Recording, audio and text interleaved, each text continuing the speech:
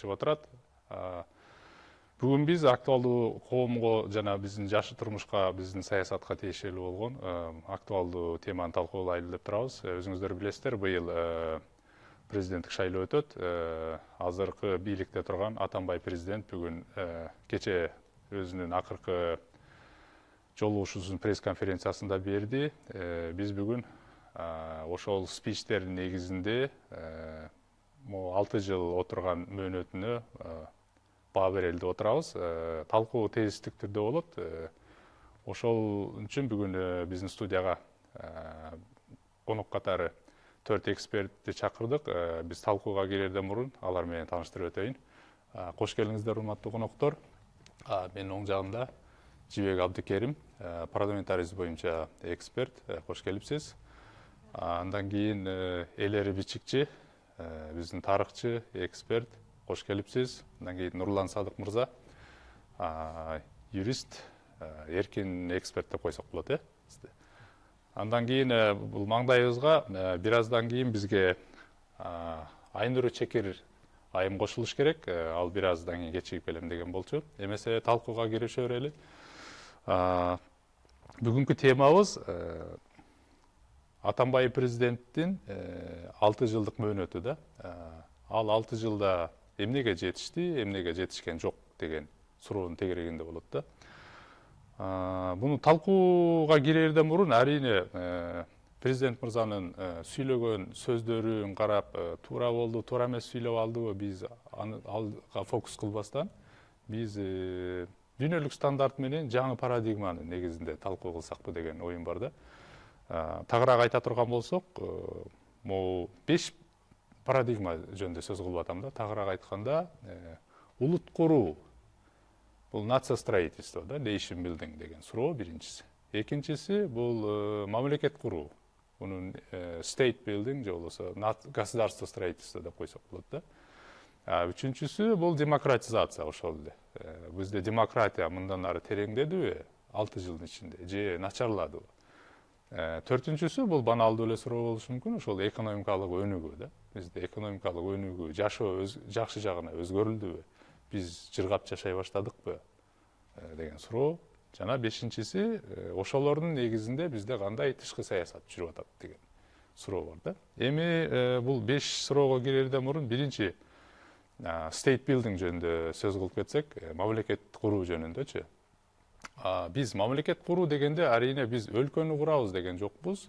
Негизинен мамлекет куруу дегенде тагыраак айта турган болсом, мен бизде эффективдүү мамлекеттик сектор пайда болдубу?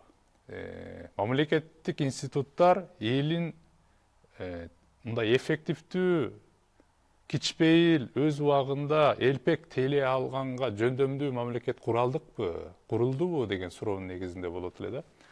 Ушул суроодон баштасак, Элери мырза, сиз сөздү баштап бербейсизби?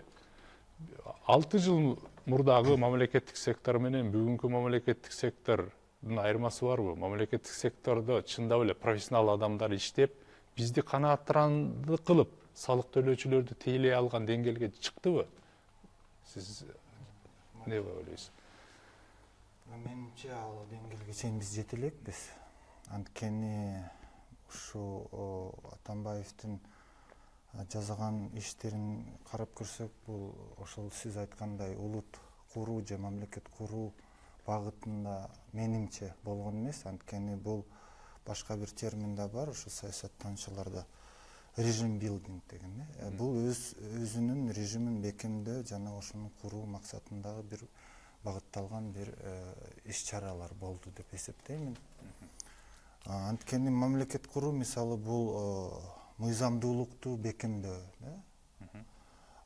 Бизде болсо тилекке каршы элибиз да башкача түшүнөт. Мисалы бекем мамлекет бул эмне дегенде, бул эң биринчиси мыйзамдуулукта. Ошол эле улуттук стратегияда мына 17-жылга чейин конституциялык мыйзамдуулукту бекемдөө деген бир багыттар бар болчу да. Ошо албетте ишке чыккан жок, анткени Атамбаев ага чейинки президенттердин үлгүсү менен эле конституцияны өзгөрттү. Демек, кайта эле бийликке жеткен киши өз режимин бекемдөө үчүн негизги мыйзамды өзгөртүп атса, анда мыйзамдуулук же мамлекет куруу боюнча сөз да болбош керек деп эсептейм. Сөз уланталайсыз. Что касается развития государственности, то, на мой взгляд, в этой теме еще очень много проблем осталось в течение 6 лет. Осталось очень много нерешенных проблем. Ну, в первую очередь, конечно, надо отметить судебная реформа. Судебная реформа, о которой много говорят, но фактически на сегодняшний день она не состоялась. Была формальная ротация кадров, произошла, были приняты ряд новых законов, но это совершенно не означает, что мы начали движение вперед. Это показывает и практика. На сегодняшний день, как вы видите, в судах очень сложно решаются правовые вопросы, проблемы. Я считаю, что не только экономический блок является проблемой, но и вот вопросы, связанные с политическими лидерами, которые находятся сегодня под каким-то уголовным преследованием. Мы уже писали письмо президенту о том, что вот эти все преследования депутатов Джугурку Кенеша, они на сегодняшний день являются политически мотивированными. Потому что я изучал эти вопросы с Аидой Соляновой, с Текибаевым, с Шекмаматовым. Практически все возбужденные уголовные дела, они натянуты, являются как бы в правовом смысле необоснованными. И, конечно, мы надеемся, что суд примет разумную позицию и не будет находиться под политическим давлением. Но вот это политическое давление на сегодняшний день является одной из такой важной проблем. Но что касается, если мы возьмем вопросы, связанные с административным управлением, то и здесь очень много осталось проблем. Аппарат правительства, аппарат вообще государственного управления в целом фактически не изменился, структурно не изменился вот за эти все время. Как вот было до 2010 года система управления, так и она на сегодняшний день действует. То есть мы не видим никаких фактических серьезных продвижек, таких качественных продвижек в системе управления. Но даже возьмем вот вопросы децентрализации или вопросы местного самоуправления, о которых я часто всегда говорю, это такой конек. Местное самоуправление фактически только ограничились тем, что сделали на этом уровне партийные выборы.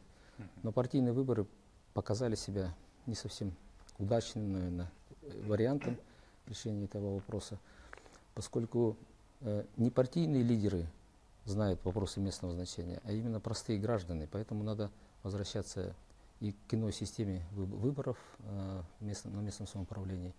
И, конечно же, если коснуться вопросов развития местного самоуправления, то на сегодняшний день осталась та же самая схема межбюджетных отношений между центральным органом власти, правительством и органами местного самоуправления. Мы сегодня видим, как с протянутой рукой бегут лидеры Айдукмету, чтобы выбить бюджетные средства, которые должны им принадлежать. Но Министерство финансов всегда ставит какие-то преграды, препоны. Поэтому проблем очень много осталось. И я не скажу, что есть развитие, качественное развитие. Есть просто определенная динамика, как в любой жизни у нас у всех что-то меняется, какие-то цифры меняются.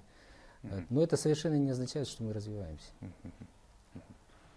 Ну вот в продолжении я хотела бы сказать, что все-таки надо отметить, что за эти 6 лет несколько институтов у нас пытались сформироваться в той рамке, которую заложила Конституция 2010 года.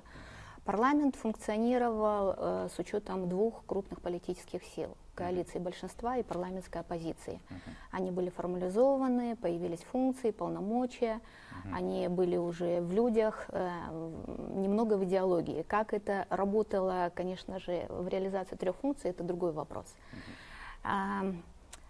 Появился небольшой парламентский контроль со стороны фракций, со стороны комитетов. Слабый пока. И даже в этом немного превалирует фракционный контроль, чем комитетский контроль.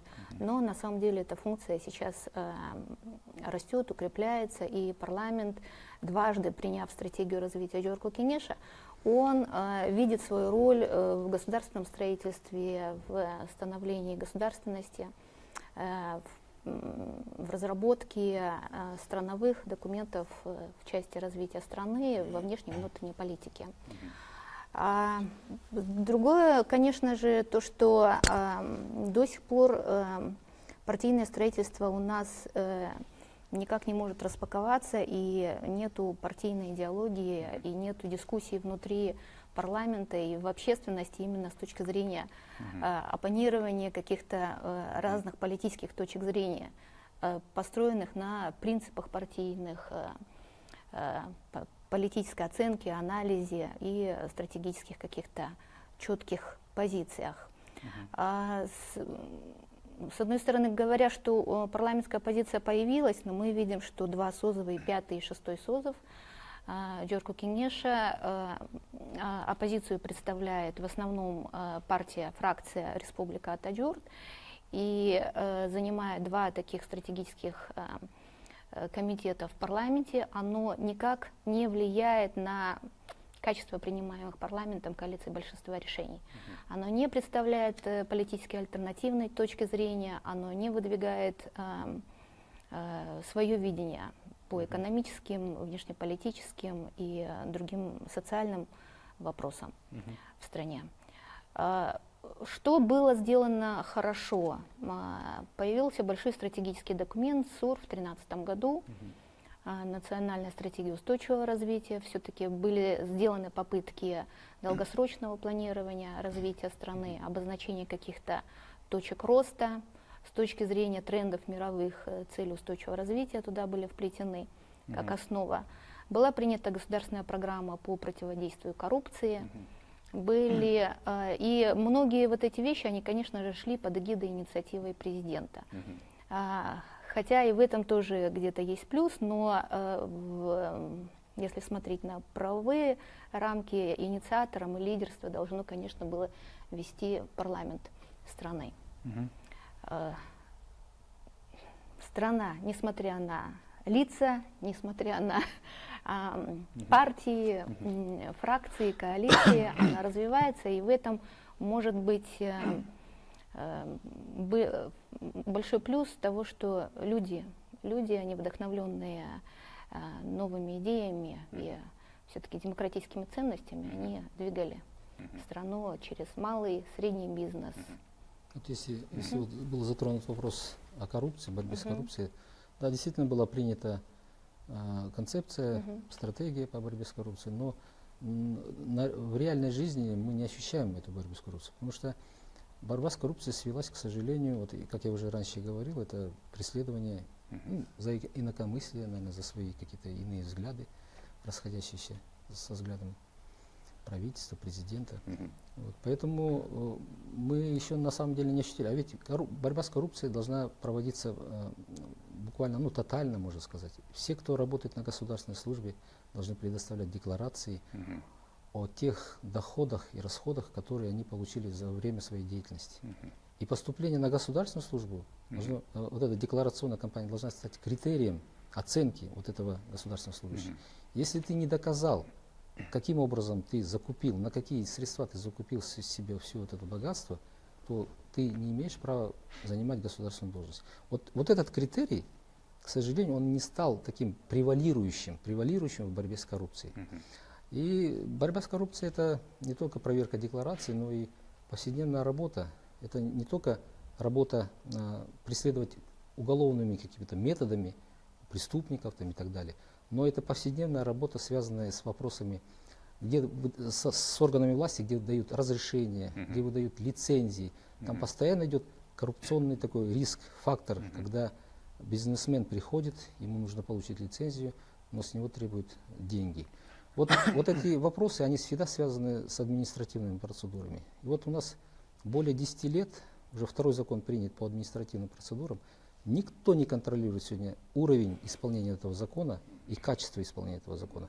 То есть административные процедуры — это критерий как работает чиновник. И по нему можно определять, есть коррупция там или нет коррупции.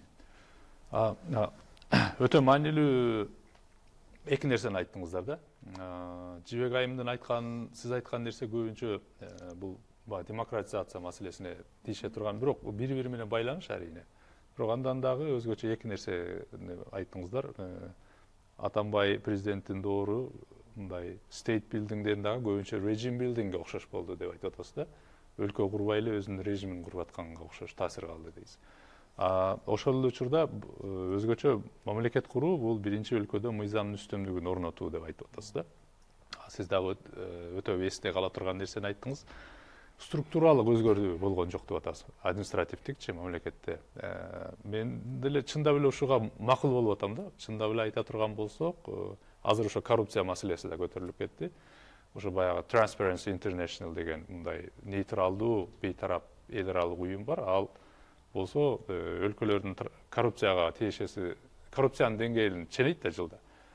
Ал 176 өлкөнүн ичинен иликтенген. Биздин өлкө бүгүн 136 өлкө орунда турат да. Бирок азыр эле айтып кеткен баягы өлкөнүн туруктуу өнүгүү стратегиясы деген программага кабыл алынган болчу 2013 жылы. 2017 жылы Кыргыз Республикасы ал жерде биз коррупциянын деңгээли азайып, биз 136дан 50 орунга түшүшүбүз керек экен да, программа боюнча. Бирок бул такыр ишпеш калды. Оюмча ошолордун чоң проблемаларынын себеби ошо сиз айтып аткан нерсе болсо керек дейм да. Мыйзамдар, биз жаңы мыйзамдарды кабыл ала беребиз да, иштебей атат деп. Мисалы мен жапондор менен көп жолугуп сүйлөшүп айтсам, алар айтат, маселе силерде жаңы мыйзамдардын баары же жоктугунда эмес дейт да. Проблема силерде баары эле мыйзамдын, существующий мыйзамдардын канчалык деңгээлде иштеп атат. Насколько они работают эффективно. Ошол жөнүндө болуп атат. Мисалы азыр карасак, өлкөдө чынын айтканда биздин өлкөдө азыр 39 министрлик бар экен. Статусу боюнча 16 министрлик, калгандары фонддор, эмне дейт, кызматтар, дагы агенттиктер, чынында бул министрликтер менен бирдей эле да. Бирин-бири функциясын кайталап атат. Анан алар кандай негизде жумушка алынып атат, эмне иш кылып атышат, мисалы бизге белгисиз да, такыр элечи. Ушул мааниде бизде чакан бир эффективдүү бир мисалы айталы, мен Жапонда бир райондон бир районго көчүп келсем, мен паспорт албайм да. Мисалы мен күлкүлүү экен. Азыр мен Бишкектин мисалы Тенсяопин деген көчөдө жашап атып, Асанбайга көчө турган болсом, мен кайра паспорт алышым керек экен. Ал жерде бир ай күтүп, акмагым чыгып, ал дагы канча акча төлөп анан алып атам да. Бул мамлекет мени тейлей албай атпайбы, чынындачы. Мисалы Жапонда мен билем да, 2 мүнөттө боло турган иш да болчу. Мен Асанбайдан тиги Алам Өдүн 1ге көчүп барсам деле, ошол Алам Өдүн 1дин мэриясына барып туруп эле, мен силерге көчүп келдим десем, паспортумдун аркасына штамп жармаштырып берет, болду, кош келдиңиз дейт да. Мен эч жерден чыкпайм деле да. Ошол эле паспорттун аркасына эле наклейка жармаштырып берет. Ушундай деңгээлде өзүн өзү тейлей ала турган, мен айтып атам да, state building депчи. Ушундай кудуреттүү профессионалдардын мамлекетин эмне үчүн кура албай атабыз дейм да. Буга өзү кайсынты ойлойсуздар? Атамбай мырзанын командасы бар беле ушуну түшүнүп, ушундай нерселерди кылайын дегенчи. Бирок сиз айттыңыз, попытка болду депчи. Эмнеге ишке ашпай калды?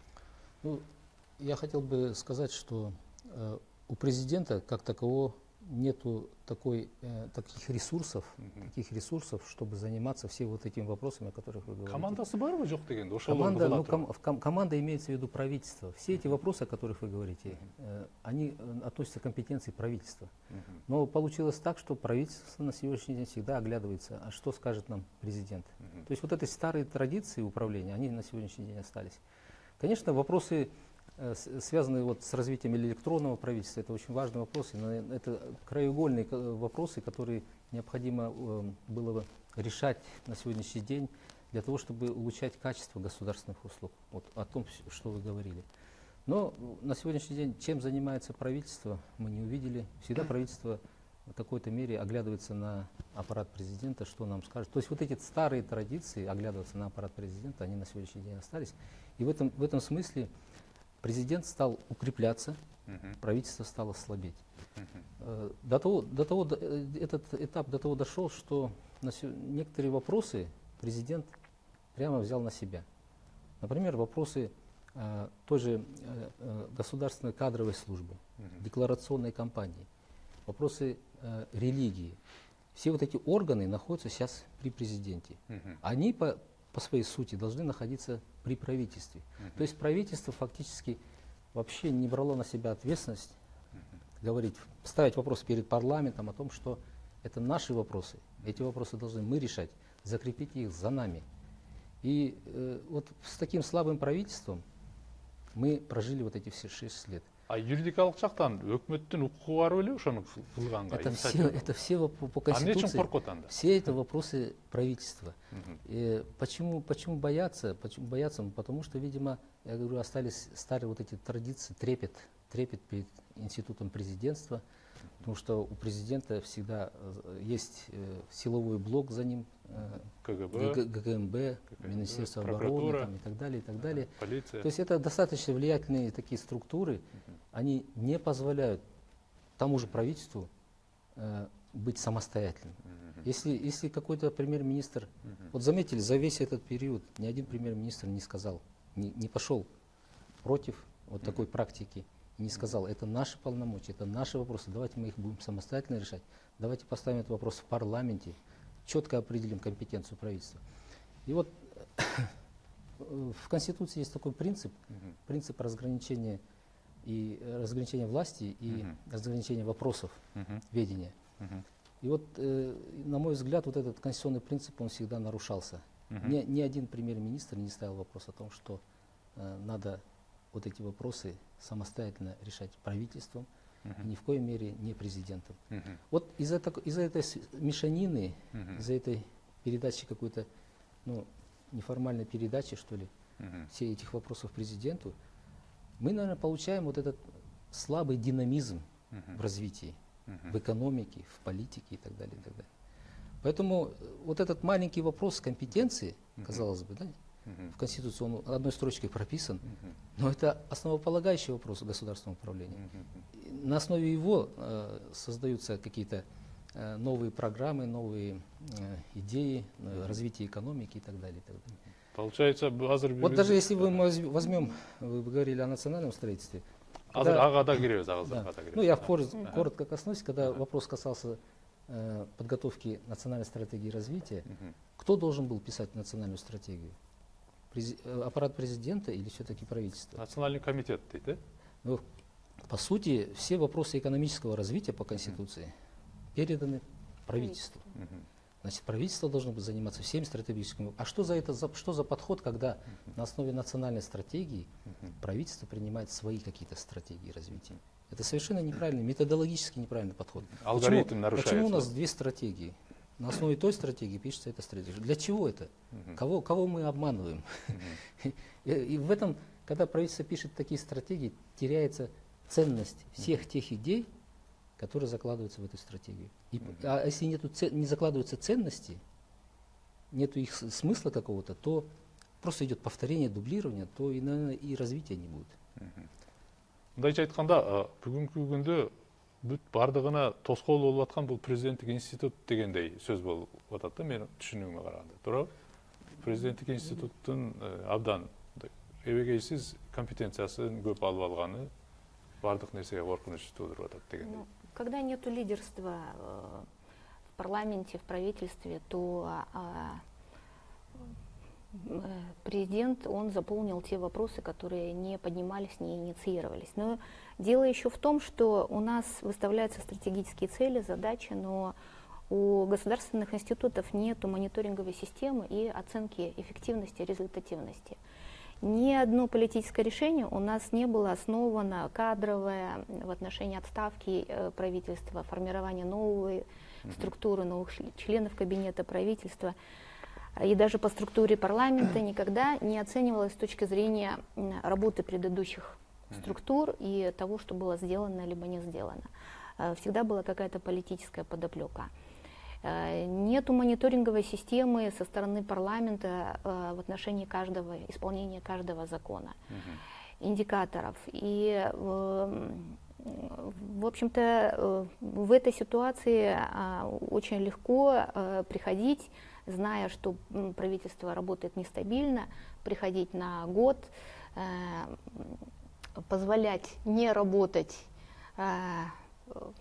каким-то установленным рамкам, административным нормам, закрывать глаза на противоречия и на дырки существующие вот, в предоставлении услуг для населения. Большое поле для коррупционных действий со стороны самих граждан и со стороны государственных служащих. И вот для того, чтобы государственное строительство у нас все-таки пошло и набирало динамику, нужно разработать систему оценки, точные индикаторы для всех структур. Исполнительной ветви власти, для работы самого парламента, фракций внутри, комитетов, Турага. У нас ушел на каникулы после 2-го года, вот 6-й созыв парламента, Турага должен был предоставить отчет о деятельности парламента за год на пленарное заседание. Был подготовлен замечательный отчет, очень яркий, иллюстративный, с инфографикой. Можно увидеть динамику в разрезе предыдущих лет. Но отчет не был заслушан на пленарном заседании. Никто не поднимает этот вопрос из депутатского корпуса. Не дается оценка деятельности парламентом, деятельности самого себя и своих структур. Вот в этом большая-большая проблема. И в силу этого нету качественной общественной оценки деятельности госорганов. Вот вы сейчас говорите, а в общем-то мы должны были бы предоставить вам результаты работы исследовательских групп, да, какого-то хорошего аналитического отчета по анализу системы госуправления. Но сегодня таких документов, такой аналитики нету. И среди общественности, в общем-то, это большой-большой сейчас вопрос, как оценивать деятельность госорганов, в том числе партии и в том числе уходящего президента, на основе каких индикаторов. Ну, конечно, есть вот конституционные нормы, функции, полномочия, да. Вот, на мой взгляд, это большая проблема. Макул, эмесе кийинки тема көтөлү. Бул азыр биз сиздер менен мындай Nation Building жөнүндө көп сөз кылдык да, биз эффективдүү мындай дееспособное государство дегенди ала алдыкпы деп атабыз да. Мы не говорим о стране, да? Мы говорим о государственном секторе, только затрагиваем только этот сектор. Кийинки тема бул Nation Building, нация строительства деп атабыз да. Биз сиздерге бир нерсени айтып берейин, сөз мындай кириш сөз катары. Бирде Жапонга мен окуп жүргөндө бир Кыргыз республикадан бир нече биздин атуулар келди да. Анан алар кендо менен машыкчу аттестация тапшырып кетип атышат да. Анан кетип атканда биз аэропортко келип баратабыз, эл аралык аэропортко. Анан алар куралды көтөрүп жүрөт, эми кылыч деген бул курал да, холодное оружие.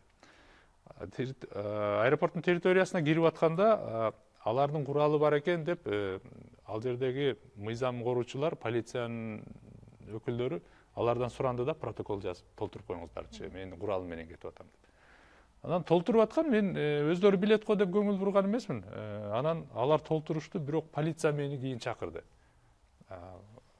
Булар менен силер бир өлкөдөнсүңөр, ооба. Эмне үчүн булар жалган айтып атат дейт. Эмнеге жалган айтып атат? Биз кыргызбыз десек, ооба, силер кыргызсыңар. Эмне үчүн могу жерге орус деп жазып койдуңар? Түшүнүп атасыңарбы, сөз эмне жөнүндө болуп атат? Ал жерде протоколдо nationality деген жерге булар орус деп жазып салышыптыр. Алар этникалык орус балдар болчу, ооба. Булар Советтер Союзунча ойлонуп атат да, биздин атууларчы дагы деле. Nationality, национальность это этносту ойлоп атат. А бүгүнкү учурда дүйнө жүзүндө национальность деп бүгүн биз гражданствону түшүнөбүз. Кыргыз республикасында бир гана национальность бар, бул кыргыз деген, туурабы? Себеби конституцияда биз Кыргыз республикасы деп аталабыз. Биз баарыбыз тең кыргызбыз. Алар мүмкүн кыргызы может быть русского происхождения. А бирок Жапондун полициясы алар этнолог болгон үчүн ал Алешанын баласыбы, Вадимдин уулубу, небересиби, Алексейдин урпактары баарыбир да. Кыргыз паспортун алып жүргөндөн кийин алар кыргыз деп ойлоп түшүндү да. Ошон үчүн ушуга окшогон Кыргыз республикасында ушундай саясат жүрүп атабы бүгүнчү? Биз баардыгыбыз Кыргыз республикасында жашаган атуулар, Конституцияда Кыргыз республикасы деп аталган үчүн бүгүн биз баарыбыз кыргызбыз. Себеби биз унитардык мамлекетпиз. Бирок мен айтып атам, мен национальность деген түшүнүктү биз дүйнө жүзүндөгүдөй nationality, бул гражданство деп түшүндүргөн саясат жүрүп атабы бүгүн? А биз айтып атабыз, ооба алар этнический русский, мы это не отрицаем.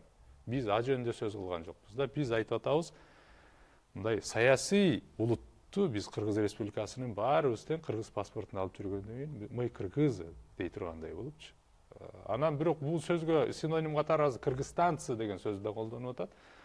Колдонсо колдоно берсин, бирок расмий биздин конституцияда мамлекеттин аты Кыргыз Республикасы болгон үчүн биз кыргызбыз деп ойлойм да, кыргыз деп аталышыбыз керек го деп. Ушундай саясат жүрүп атабы өлкөдө?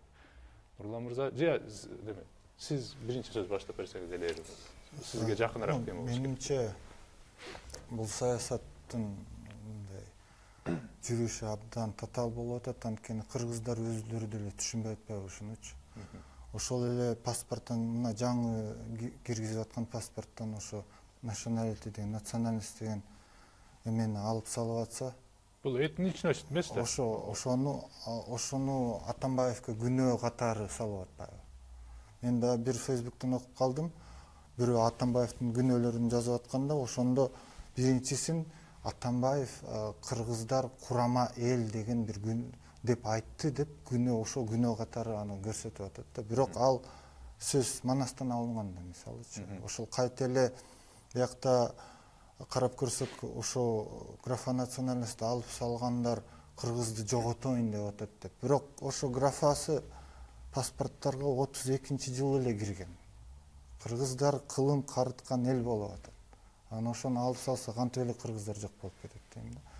Тилекке каршы менимче бул кичинекей улуттар эмес, мындай этникалык башка этникалык группадан чыккан орус болобу же украин болобу же өзбек болобу, кыргыздар өзү каршы чыгып атпайбы. Бирок ошондой түшүндүрүү саясат тилекке каршы анча мындай жетиштүү деңгээлде болбой атат деп эсептеймин да. Анткени тияка да барсаң Мамайдын көрү болуп атат, бияка да барсаң Мамайдын көрү болуп атат. Бияка барсаң этникалык аздыктар мындай каршы чыгып атат, бияка кирсең кыргызстандык десең кыргыздар каршы чыгып атат да. А бизде болсо дайыма эле шайлоодон шайлоо бүтпөй атат. Ошондуктан мындай саясий эрк болбой атат да. 6 жыл оюмча бул жетиштүү эле учур эле дейм да. Ушундай бирдиктүү, баягындай coherent деп коет го. А менен башталса, аягы Я менен бүткөндөй мынандай. Бирок аны мисалы ошол эле саясатчылар деле түшүнүш керек да. Алар болсо Советтер доорунда өсүп чоңойгон кишилер, жаңыга ачык болсо же мындай мурда эле ачылмак да, же мурда эле өзгөрмөк. Өздөрү түшүнбөсө, Өздөрү түшүнбөйт деген. Кандай анда кантип ошол саясатты өткөзөт дейм да. Конечно, это очень важная проблема, но эту проблему все-таки, эта проблема является вопросом государственного уровня. Вот я помню, как готовилась концепция межэтнического согласия в Кыргызстане. Вот правильно, когда говорят межэтническое, мне нравится. Когда говорят межнациональное, да, как будто мы с Узбекистаном или с Украиной, да? Но вот посмотрите, что произошло. В этой концепции межэтнического согласия были заложены две, ну, такие, знаете, может быть, на первый взгляд, противоречивые идеи такие. Одни эксперты выступали, допустим, за идею мультикультурализма, да, вот, который, течение, которое из Европы было, так сказать, принято. И другие эксперты выступали за именно национальное развитие, национальная идентичность и так далее, и так далее. То есть вот эти две концепции национальной идентичности и мультикультурализма, они пришли сразу в противоречие. Еще на экспертном уровне тогда был спор, но почему при утверждении этой концепции правительство не обратило внимания на эти проблемы, на эту противоречивость? То есть государство должно все-таки не формально принимать такие документы, а четко следовать интересам именно вот такого развития, национального развития, и четко определять какие-то дефиниции вот в таких концептуальных государственных документах. Из-за того, что нет вот этого понимания даже в самом правительстве, то и происходят, наверное, вот все вот эти проблемы, с которыми мы сталкиваемся. Мисалы ошо окуясын айтканда там межнациональный конфликт дей берет да. Мен ошентсе ойлойм да биз Өзбекстан менен согушуп атабыз депчи. Ал жерде межэтнический деген туура болот да. Мисалы ошондой нерселерди дагы туура айтуу маанилүүбү дейм да. Бизде айтат Кыргызская республика многонациональное государство дейт да. Бул оюмча туура эмес да. Биз многоэтническоебиз, мультиэтническое государство. Бирок бизде бир эле национальность болуп атпайбы. Биз эгер унитардык мамлекет болсок, эгер биз национальность деген сөздү советтик контекстте түшүнбөсөк да. Советтер Союзунда бар национальность деп башкача түшүнчүк. Ал эми дүйнө жүзүндө биз эгер өнүгөлү десек, заманбап мамлекет куралы десек, анда биз советтик терминдерден баш тартпасак болбойт го дейм да. Кантип ойлойсуздар? Национальность дегенди, nationality дегенди биз мындай уже гражданство деп түшүнө турган доор келдиби деп ойлогонум да. Ушундай саясат жүрүп атабы. Ошол эле сөздөрдөн башташ керек го. Биз ошо улут деген сөздүн мааниси эки болуп калбады бизде. Этнос деген түшүнүгү бар. Этнос деген түшүнүгү бар, нация деген түшүнүгү бар. Мисалы биз Бириккен Улуттар уюму дегенде ООН дейбиз да. Ошол жакта мамлекеттер гана отурат, түшүнөлү. Башка мындай мамлекетсиз этникалык группалар аякта өкүлдөрү жок. Туура. Бирок бизде ошол эле конституциянын преамбуласы болобу же дагы бирдеме болобу, же ошол эле межэтнический согласие деп жазып атканда деле кыргызча которгондо улут деп кетип атат да. Этнос аралык деп айтышыбыз керек го азанда, Анда бул жагынан дагы оюмча демек өлкөдө алгылыктуу лингвисттер да иштеш керек экен, анан түшүндүрмө мындай иш-чаралар болуш керек экен. Негизи карап көрсөк, тарыхчы катары мен да бир кыстырма жазып коеюн. Кыргыз деген мамлекеттин эле аты болуп атат да. Анан ошо мамлекетте жашаган бүт өкүлдөрү кыргыз болуп калат да. Тарых боюнча мисалы ошол эле Таңшууда Кытай булактарында кыргыз мамлекетин мындай жазып түшүндүрүп атканда Курыканга чейин жеткенде ошондо айтат, Курыкандар бул кыргыз улусунан, кыргыз мамлекетинен чыккан бир калк дейт. Алар кыргыздар алардын тилин түшүнбөйт, кыргыздар да алардын тилин түшүнбөйт. Демек булар балким монголчо сүйлөшүүдө же дагы бирден. Бирок ошо башка тилде сүйлөсөдө түрк тил эмес. Ошондо да аларды кыргыз деп атап атат. Ошону негизи кыргыздар өздөрү түшүнсө эле, негизи өздөрү мындай кабыл алганда ниети, анан тилеги бар болсо, ошондо гана менимче ушундай улут куруу процесси башталмак да. Кыргыздар өзү кабыл албай атат, анткени дагы эле менимче ушу постколониалдык мындай кичинекей калктын сезими калып атат. Биз мурда СССРде жок болуп кетебиз деп мындай жабынып алганбыз да. Бирок өз өлкөбүзгө ээ болгонубузду дагы эле түшүнөбүз да. Дагы эле мындай өлкөбүздү өзүбүз курабыз, өлкөбүздү жоопкерчиликти өзүбүз алабыз деген сезим жок болуп атат. Балким ошол үчүн эле президент ошо жоопкерчиликти өзүнө тартып алып, бүт полномочияга ээ болуп алган. Анткени ошол эле бир изилдөөчү бар, Медет Түлегенов. Ал ошо токтомдорду карап көрдү да. Мисалы, билбейм, азыр так эсимде жок, 13-жылга чейин парламенттердин токтомдору көбүрөөк болчу экен. Президенттики кичинекей эле процент экен. Андан кийин президент мындай чоңоюп кетиптир да. Ошондой, демек, дароо эле Атамбаевдин бийлиги күчөгөн жок да. Мындай акырындап ошо парламентте эч кандай жоопкерчилик жок болуп, эч кандай мындай тилектештик жок болгон үчүн бийлик бир кишинин колуна өтүп кетти. Менимче мындан мындай жакшы бир сабак алыш керек да. Эң биринчиси президент мындай жалпы элдик шайлоодон шайланбаш керек. Анткени ошондо анын легитимдүүлүгү абдан күчөйт экен да. Ал элдик мандатын, жалпы элдик мандатын алып, а парламентте 120 болобу киши 60 боло тарап кетет да ошо легитимдик мындай вотум доверие деп коебуз го. Анан да ошо сиз айткандай КГБ, милицияны парламент контролдош керек экен, президент эмес. Окей. Сизде кошумчаңыз болсо айтыңыз. Сегодня при получении паспорта граждане у нас добровольно заполняют графу национальности. Они могут ее заполнить, либо не заполнить. Вот дагы түшүнүктүрүп кетсеңиз. Национальность деген эмне?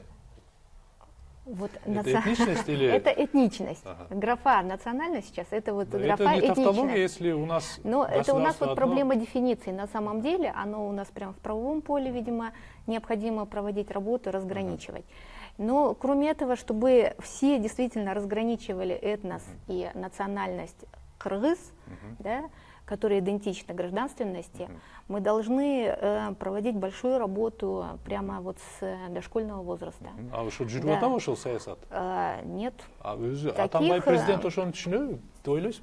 Саясат бар, ракеттер бар. Политика есть, Эмне үчүн да? бизге жетпейт дейм да анда? Но нету реальных результатов.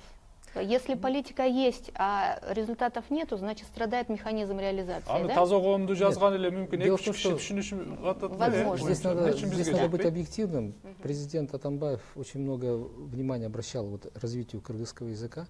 Сейчас в детских садах, в школах начинается вот развитие кыргызского языка, обучение детей. И этот процесс начался. Когда он закончится, этот процесс, вернее, результаты, когда эти будут, мы увидим только, может быть, через некоторое время. Не сразу это увидим, но процесс начался уже. Статистика барбы? Мисалы азыр өлкөдө мынча кыргыз мектептер бар эле, мынча орус Статистика мектептер бар бар эле. болуш керек. Канча мугалимдер бар, канча саат берип атат. Окей. Макулмун анда. Дегенде кыргыз паспортун алып аткандан кийин по национальности бар эле кыргыздар. Да, но в бланке сейчас как бы, который заполнять надо, нужно изменять бланк. Дефиниция. Да. Биз оюмча эл аралык терминдерге өткөнүбүз жакшыбы дейм да, баш айлантып мындай советтик терминдерди колдонбойчу. Батыраак мындай советизмден арылганыбызды Совершенно ойлойм. верно, да. Анда эмесе кийинки темага киришели эле. Бизге азыр айтып аткан как раз Айнур Чекер деген коногубуз да келип калыптыр. Азыр ошо экономиканы талкуулайлы деп аттык эле жакшы болду. Кош келипсиз Айнур айым. Биз азыр эки теманы талкуулап койдук. Nation building, state building деген нерсеничи. Азыр ошо экономикалык өнүгүү жөнүндө азыр талкуулайлы деп турабыз да. Атамбаев президент 6 жыл мөөнөтү бүтүп атат да. Ушул 6 жылда бизде экономикалык өнүгүү мисалы болду деген түшүнүктү сизден сурайын деп атам да. Бизде риторика колдонуп өткөндө бардыгы. Сиз орусча жооп бере берсеңиз болот. Бардыгы күчтүү экономика деген терминди колдонуп өткөн да, сильная экономика. Ушул күчтүү экономика деген эмне, сиз чечмелеп бересизби? Ал GDP менен per capita менен кандай тиешеси бар? Бир аз бизге айтып бересизби? Ну, сильная экономика, наверное, в первую очередь она и строится из, так сказать, состоятельного, устоявшегося бизнеса. Чем больше, как сказать, предпринимательских инициатив, тем больше предпринимательской активности в стране, чем больше инвестиций как бы в страну, тем состоятельнее ее экономика. Мы же, как бы, наш центр, аналитический центр «Безэксперт», мы больше, в первую очередь работаем с показателями развития страны. И индикаторами развития, конечно, есть определенные параметры. И их, конечно, в период реализации этой самой стратегии надо было отслеживать, мониторить, фиксировать, а потом уже на этапе же ее завершения оценить. Но на сегодня как бы этой работы не проделано, поэтому говорить сегодня за команду реализаторов этой стратегии, насколько она состоялась, не состоялась, думаю, будет неправильно, потому что на сегодня никто из нас, даже ни один эксперт, не владеет общими показателями и результативностью решений, потому что это колоссальный труд, это надо было собирать столько объема информации. И потому как бы я бы хотела сказать, что эту работу надо делать уже в следующем периоде, потому что за прошлый период мы не успели, мы не была запрограммирована эта работа, но сейчас есть возможность так сказать, при проектировании нового документа, да, стратегического для страны, заложить этот инструмент мониторинга и последующей оценки. Сизге да бир суроо да. 2013 жылы Атамбай президент кол коюптур. Улуттук туруктуу өнүгүү стратегиясы депчи. Буну кабарыңыз бардыр 2013-төн 2017-ге чейин. Ал жерде айтылат да, азыркы кыргыз атуулдарынын орто айлыгы азыр 11,5 миң сом дейт да. Бул 2 эсе өсүш керек экен эле да. 26 миң сомго жетиш керек экен дейт. Сиздин оюңузча кандай азыр? Ушул өстүбү чындап эле? 4 жылда 26 миңге жакындап калдыбы? Кандай деп ойлойсуз? Ну, во-первых, нужно, наверное, прежде чем оценивать вот эту нашу уже реализованную, насколько она реализованная, еще стоит вопрос, стратегию страны, надо было понять, какие показатели ставили на первом этапе, когда ее проектировали, к чему мы стремились, и как мы отслеживали процесс, так сказать, трансформации тех цифр к планируемым цифрам. Вот эту работу я как бы в предыдущем своем выступлении сказала, что никто не проделал. И даже будучи экспертом, очень сложно понять колоссальные, насколько предпринимаемые со стороны государства меры стали результативны. И вот эту работу надо делать новым. Я на сегодня воздерживаюсь оценивать существующую стратегию, не обладая цифрами на тот период и на действующий период. Никто не сравнил, что было в стране на этапе проектирования той прошедшей уже реализованной стратегии, и то, что имеем на сегодня, какие цифры, и как эта динамика трансформировалась за этот период, за этот пятилетний цикл. Саясат илиминде, экономика илиминде мындай, эгер бизде статистика жок болуп турганда, бирок anecdotal evidence деген түшүнүк бар да. Бул анекдотикалык эмес, мындай күндөлүк жашоодон карап дагы болжолдуу интуитивдүү сезсе болот да, ошондой болду, болбоду деп. Макул, ушундай баа берип көрүңүзчү. Ну, это тогда мы эту методику называем план факт, то есть то, что планировали, что фактически произошло. В предпринимательской активности на сегодня мы имеем и как положительные, так и отрицательные факторы. Могу сказать, что по отдельным институтам, которые разбили в свое время в этой стратегии тезисы, они относительно, я не могу сказать, что полностью реализованы. Совершенно будет это неправильно, потому что очень много обстоятельств, которые помешали реализации этой факт. Тоже в том числе и сопротивление внутри институтов самих, потому что проектировали одни люди, одна команда писала, а выполняли это совершенно другие. И насколько была передана та миссия, те ценности той команде, которая реализовывала. Сумели ли они, одна команда, если писала бы, и одна команда реализовывала, может быть, мы могли бы дать ответственность. А пишут-то каждый раз одна команда, совершенно внешние субъекты, которые не всегда в системе госуправления, это эксперты. И они своим свежим взглядом, хорошими помыслами закладывают какие-то хорошие трансформации. Но реализуется ее старая команда. Средний класс чиновников, он со сменой политического цикла не меняется. Они переходят из одного цикла в другой. Они реализовали команды в предыдущем политической команде, реализуют сегодня, завтра будут они реализовывать. И ожидать, что эта команда сумеет хорошо справиться с новыми такими хорошими, свежими мыслями, не факт. Поэтому прежде чем даже проектировать то, что сейчас очень много людей вовлечены в процесс новой разработки стратегии, мы со стороны бизнес-сообщества говорили, давайте оценим прошлый период, давайте поймем, что мы решили, а над чем еще надо работать. Потому что заново писать новое, зачем, когда очень многого не реализовали. Мы должны были понять, что мы еще не успели сделать. Ну, не всегда, конечно, можно перекладывать вину на нерадивых чиновников, где-то объективные обстоятельства помешали. Но, тем не менее, надо было признать честно, что не получилось, и честно повторно заложить в новый документ. Вот этого мы хотели, чтобы в новом документе это осталось. Потому что считать сейчас, искать новую изюминку, когда эта изюминка прошлого периода не выполнена, нет смысла. Нурлан мырза азыр айтып кетти да, себеби могу стратегияны негизи президент команда жазды деп айтып атат да, бирок буну өкмөт жазыш керек эле деп атат да. Сиз айткандай бирөөлөр жазып атат, аны башка бирөөлөр ишке ашып атат, себеби жазган нерсени кылып аткан кишилер түшүнбөйт өздөрү. Ошон үчүн да нестыковка келип атат дегендей болду. Если говорить о датах, сейчас новая программа пишется по закону, до 2040 года. Но я удивляюсь, что мы до 2017 года программу еще полностью не выполнили, не исполнили. Там много нереализованных задач осталось, очень много. И сейчас мы ставим новые какие-то задачи до 2040 года. Мне кажется, на первый взгляд надо сначала сделать анализ, как говорят, оценку, да, тем мероприятиям сделаны, Исполнены они или нет. И после этого уже начинать двигаться дальше. То есть нужно провести всегда анализ.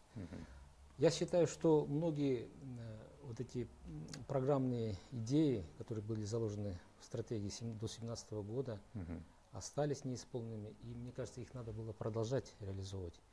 А сейчас нам предлагают какую-то новую программу до 40. Кто будет мониторить эту программу, кто будет оценивать эту программу? В 40 году уже есть такой анекдот, там юморят уже, мои внуки будут оценивать там или кто-то. Нас не будет уже там, возможно. Это очень сложно же, очень сложно. Просто есть простой подход. Что мы сделали? Давайте остановимся на месте, проанализируем, а потом будем дальше двигать, исполнять их, доделать до конца. Может, сроки надо продлить этой программы чуть-чуть. Есть такой большой индикатор в НСУРе 13-17, который точно не выполнен. В разделе «Верховенство права» первый параграф начинается со стабильности Конституции. Это было написано в 2013 году, и было очень много сказано о истории, трагической истории, о важности стабильности норм Конституции, о преемственности института власти. И, к сожалению, в прошлом году президент Атамбаев поддержал конституционную реформу, которая в том числе меняет структуру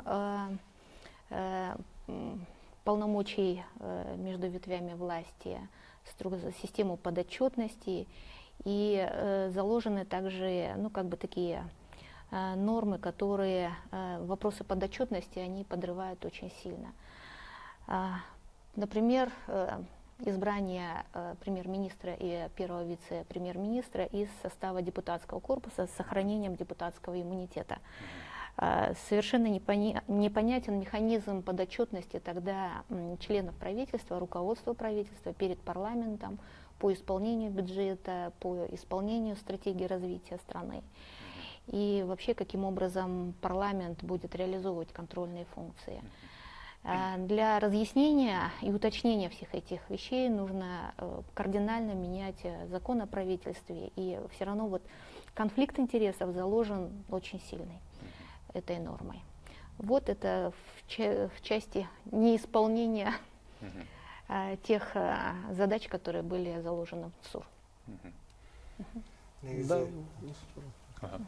Негизи ушу жооп болуп кетип атат сиздин сурооңузга.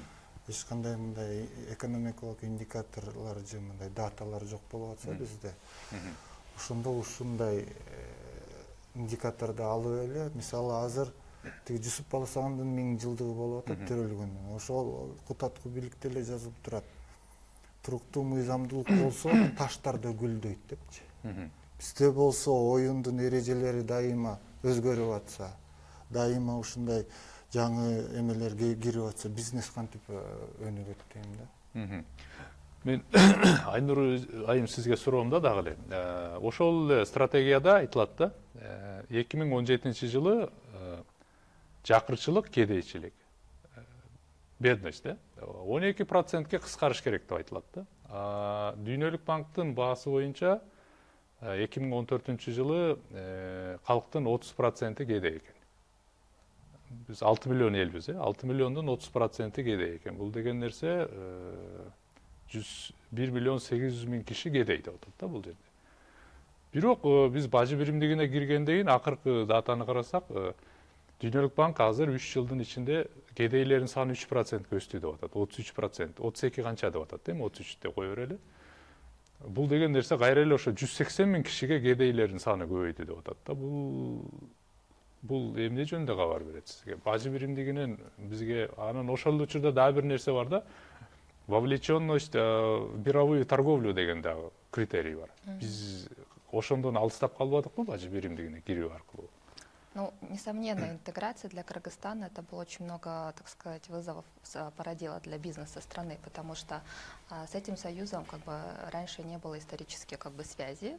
Да, мы работали с Россией, да, мы торговали с ближайшими нашими государствами, но никогда мы не делили наше законодательство и не подчинялись одному какому-то центральному законодательству. На сегодня из-за того, что таможенное регулирование мы отдали под юрисдикцию Евразийского союза, нам пришлось отказаться от каких-то своих внутренних правил взамен на как бы быть частью этого союза и подчиняться этим правилам. Вот этому бизнес не привык. И те жесткие правила, и тот жесткая конкуренция, которая перед нами встала после интеграции для бизнеса, это была уж такая шоковая терапия. Потому что бизнес раньше привык работать в нашем режиме, в нашем законодательстве, а трансформация под евразийское законодательство это было очень сложно, потому что их требования, их уровень конкуренции намного выше.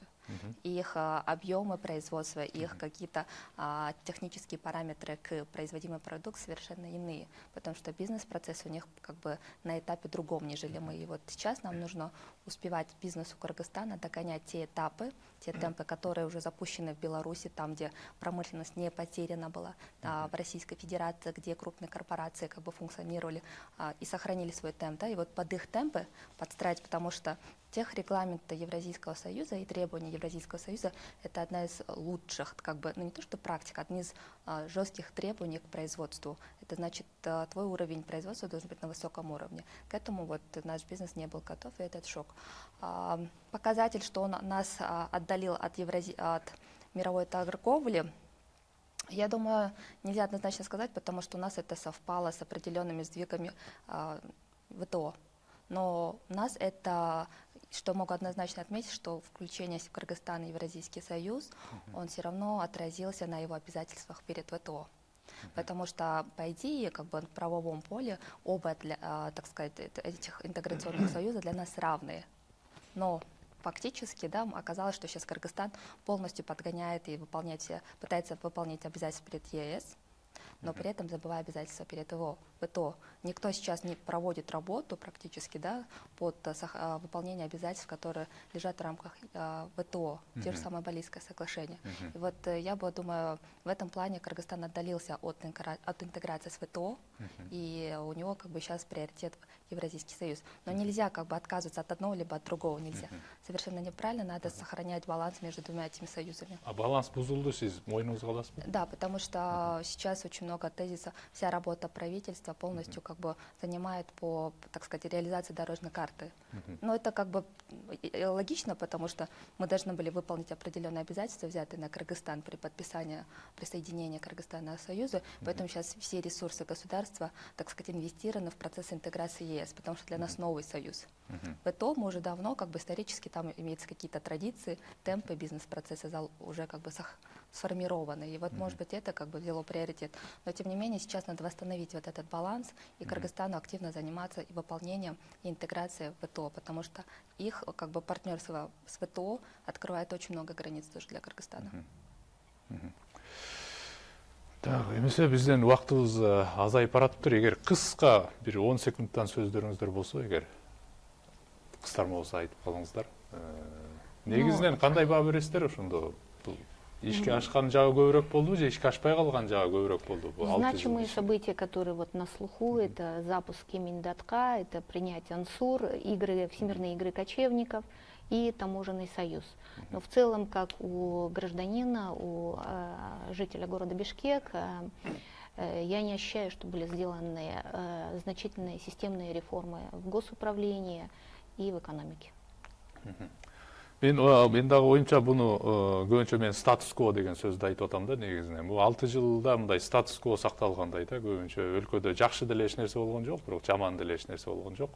Статус-кво 2013-жылы кандай болсо, 2017 деле ошондой болгондой болуп атат да. Кыскараак сөз менен айта турган болсо. Бирок тилек каршы биздин убактыбыз аяктап баратат. Эмесе, урматтуу коноктор, бүгүн атайын алтындай убактыңыздарды бөлүп келип бергениңиздерге чоң алкыш. Мен сиздер менен кайрадан дагы көрүшөм деген ниетим бар. Сиздерге чоң алкыш. Урматтуу көрүүчүлөр, эмесе бүгүнкү биздин улустөр жана турмуш көрсөтүүбүздүн кийинки чыгарылышы аяктады.